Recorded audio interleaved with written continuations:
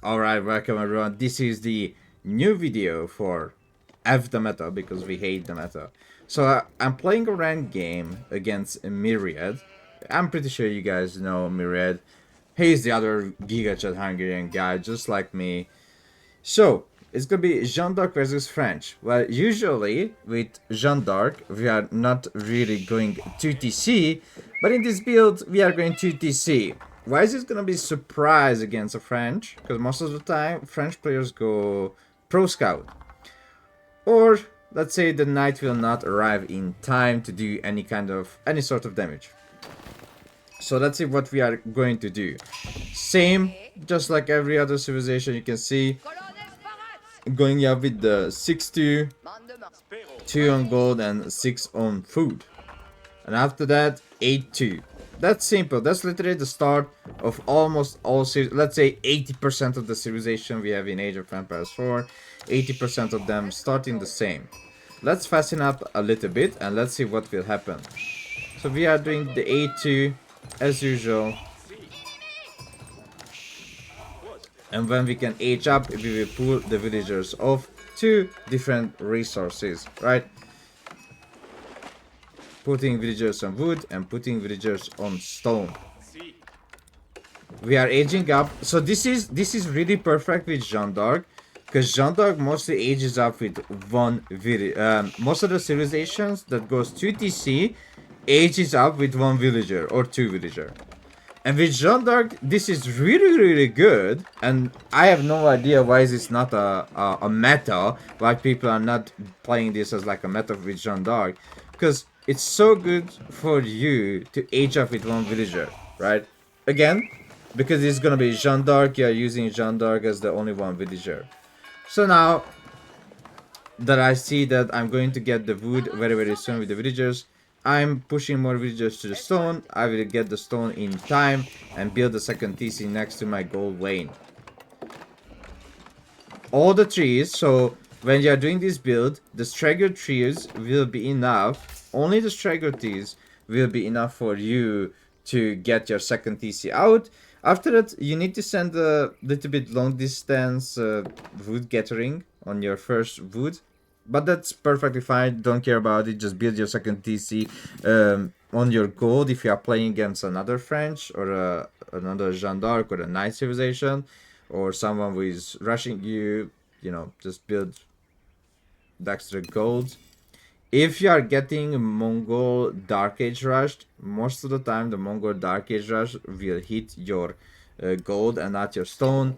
If it hits your stone and gold, it's very simple what you need to do. Let's say you can't do this build, then you are just making horseman, archer, you destroy the tower and you just get the stone and build your second TC, so you're not gonna be that behind.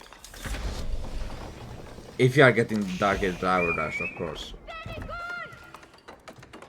So as you can see, the wood will be enough for me to build the second TC. And the stone as well, we have enough stone. So we are building the second TC right there. Second TC is coming up.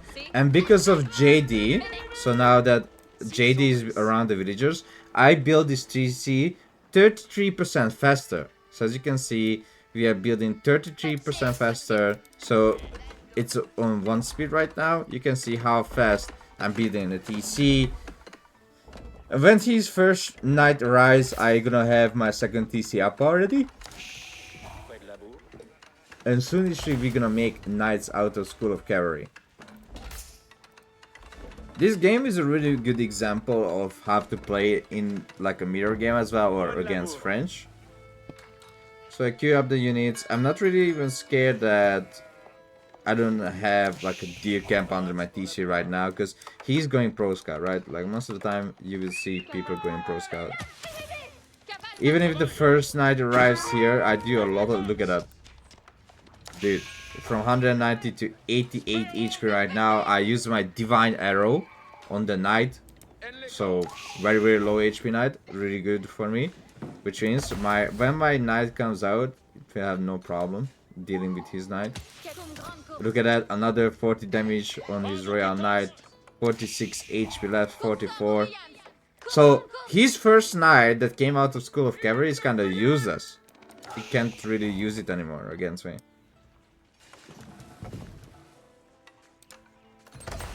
My knight is coming.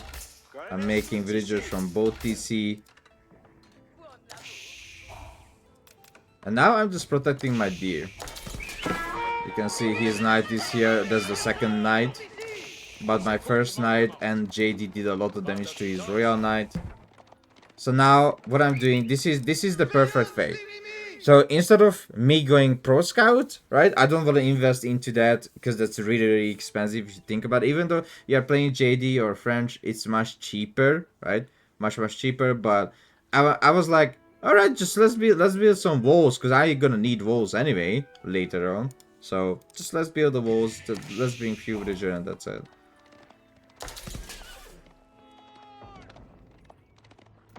So building the walls, making the knights. He's making the knights as well. He has 5 knights. He has 2 stable already. 5 knights at ready. I might lose my Jeanne d'Arc. You might lose your Jeanne d'Arc as well in this process. But that's fine. You can rebuy Jeanne d'Arc anytime. His knight is dead. So here I had some pet finding issue with Jeanne d'Arc because I was clicking here and for some reason Jeanne d'Arc was dancing around his knight. I'm pretty sure she would be a really good pole dancer, but that's not what I wanted. So I didn't want my Jeanne d'Arc to dance around the enemy knights. I lost my Jeanne d'Arc, but he lost 2 knights. I rebought my Jeanne d'Arc immediately.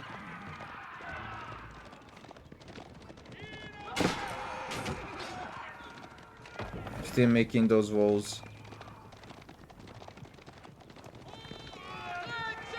And I keep making my knights. As you see, I use my ability on the School of Cavalry so I can make a little bit cheaper knights as well. Really nice. 105 food when he is playing 140 food. So I'm keep rolling my deers. And killing another knight. So far, he lost 3 knights. I lost a scout and Jeanne d'Arc, which costed me 250 resource. So if it doesn't show up that he killed Jeanne d'Arc on the UI, but it's 310 resource for him and 785 for me. I don't know why did it go up to 115. What happened there?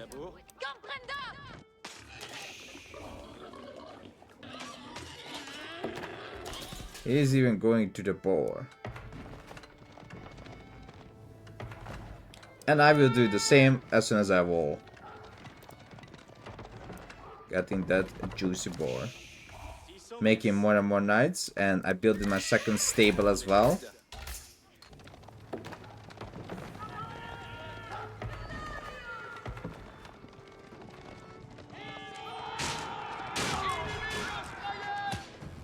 Sadly, some knights got in my base because I couldn't see it because of the stat forest. So I'm gonna lose a few villager.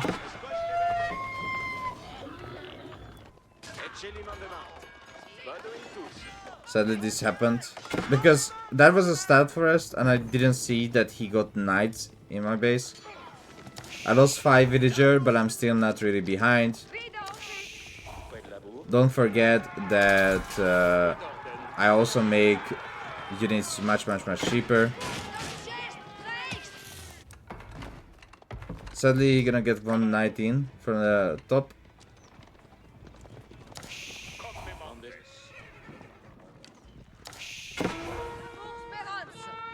I have honestly no idea what happened with all these villagers here. Don't ask me.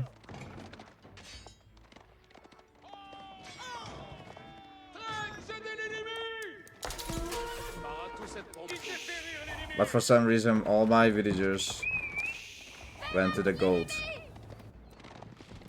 These knights were not supposed to chase that 2 knight, so it's supposed to protect my economy. Sadly, I didn't send it to the correct way, but we are still keep making knights. Let's say if the opponent was on the knight civilization, I wouldn't make really much nice or be aggressive in Feudal. What I would done is rather going to castle. So if you are not facing a nice civilization but a campy civilization, then I suggest you to stay in Feudal without making many knights. Just scout your opponent and that's it.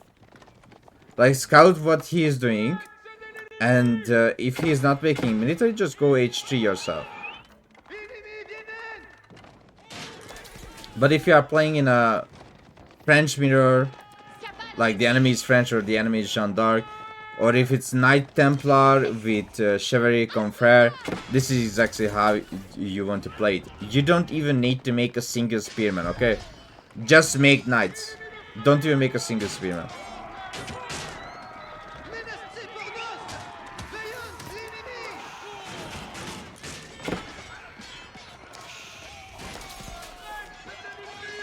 I'm even sending the villagers here to get a deer, because I'm so comfortable in this fight. Because he has like 4 scouts here, right? So he's just tanking some shot of my knights, but that's fine.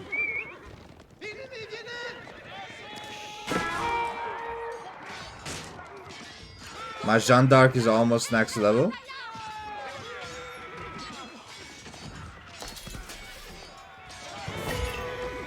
I got level 2 Jeanne d'Arc.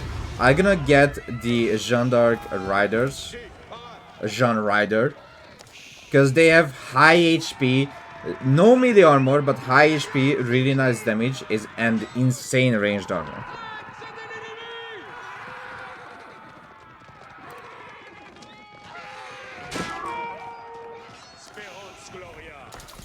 So with the Jeanne riders, I have the mobility to catch up to his knights. And boom, snipe one of the knights. This is really good when you get your Jeanne d'Arc level 3. So this is a level 3 Jeanne d'Arc right now. Because your ability does 100 damage.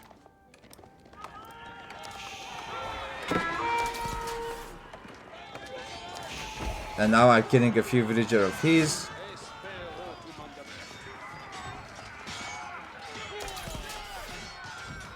So you can see I still have the villager lead because of the second TC.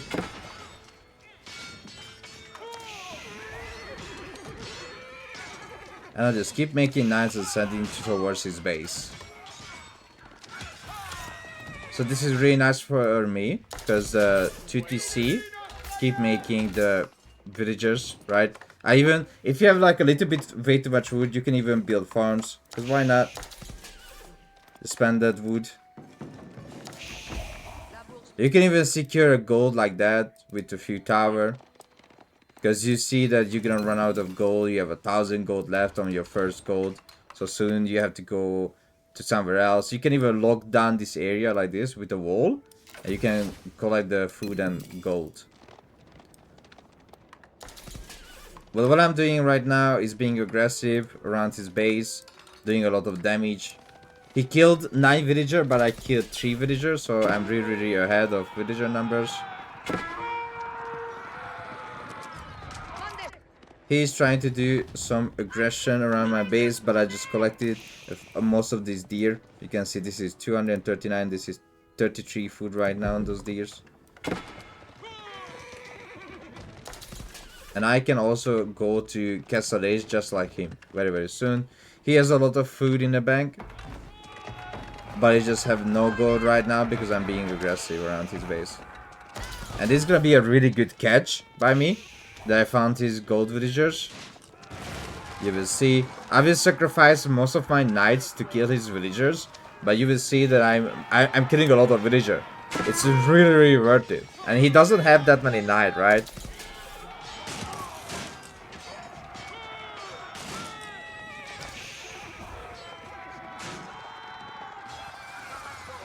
Look at that. Getting more and more villagers. So the villager lead is insane right now.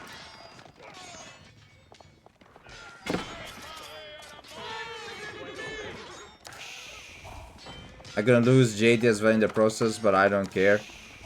My goal was to just kill his villager. I killed a lot of villager. He has only 10 left on that. I will reboot my JD and soon I will go to the castle age.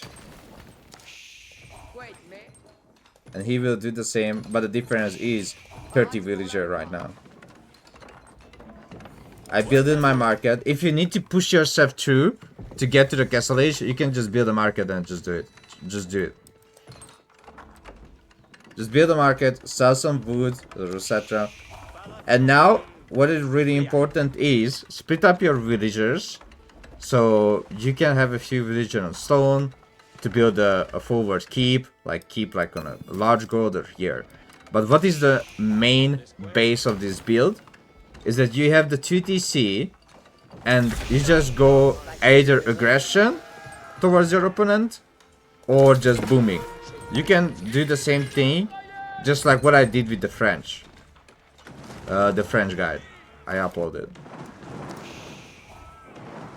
It's just all up to you which way you are going with this build. Are you going to mess knights in Feudal? With archers, of course, if you need to add archers against infantry civilization. Let's say you are playing against Byzantine, then you must add archers.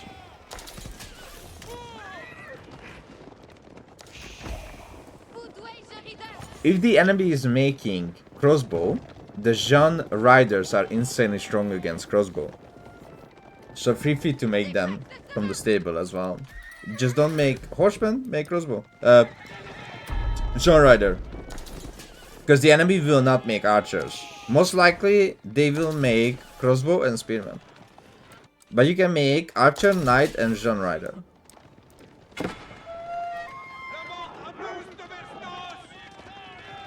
My opponent went with the Royal Institute, but honestly, it doesn't matter.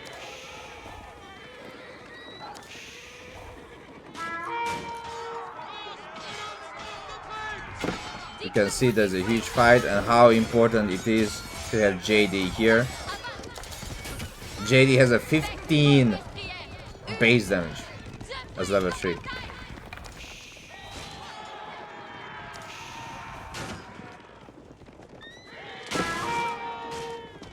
So the reason why my opponent is so aggressive here, because after that he has only one food, which is in the bag. Like, not having this food is a huge loss. So he's trying to save that food. Sadly, he loses some villager in the process.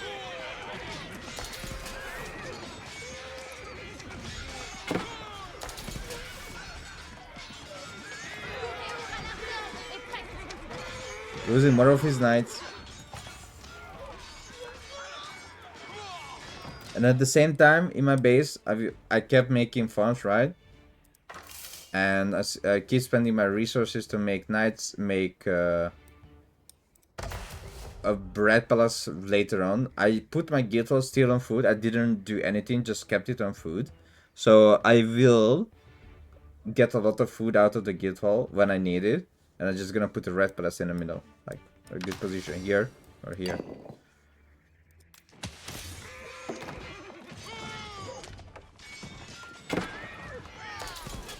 And now he's just gonna lose all of his villager, and it's a GG.